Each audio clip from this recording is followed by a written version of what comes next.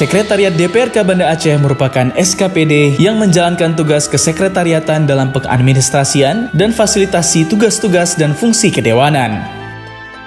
Dalam kurun waktu 4 tahun masa pemerintahan Aminullah Usman dan Zainal Arifin sebagai wali kota dan wakil wali kota Banda Aceh, terdapat beberapa capaian prestasi yang dihasilkan atas kinerja kesekretariatan DPRK Banda Aceh. Di antaranya, 1. Fasilitasi fungsi legislasi, di mana jumlah produk hukum daerah yang telah dihasilkan sebanyak 34 kanun yang dibutuhkan oleh warga kota Banda Aceh pada sektor pendidikan, kebudayaan, ekonomi, dan sosial masyarakat. 2. Fasilitasi fungsi penganggaran. Sekretariat DPRK Banda Aceh dari tahun 2017 sampai dengan tahun 2021 telah melaksanakan tahapan mulai pembahasan sampai dengan pengesahan anggaran pemerintah kota secara tepat waktu setiap tahunnya, baik pada anggaran murni maupun anggaran perubahan. 3. Fasilitasi fungsi pengawasan.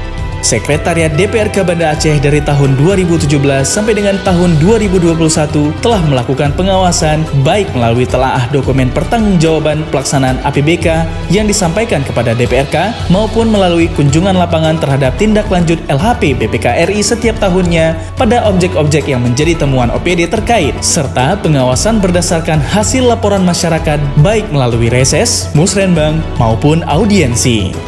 Keberhasilan dalam mendukung tugas dan fungsi Dewan tidak lepas dari semakin baiknya fungsi kehumasan dalam mendokumentasikan dan menginformasikan kegiatan-kegiatan Dewan pada rapat-rapat paripurna, rapat-rapat alat kelengkapan Dewan dengan mitra kerja dan masyarakat, serta kegiatan-kegiatan kunjungan kerja Dewan di lapangan.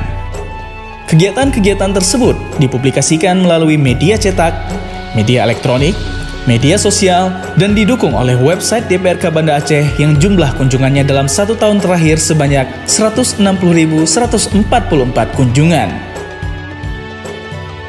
Selamat atas pencapaian 4 tahun kepemimpinan Aminullah Usman dan Zainal Arifin sebagai wali kota dan wakil wali kota Banda Aceh.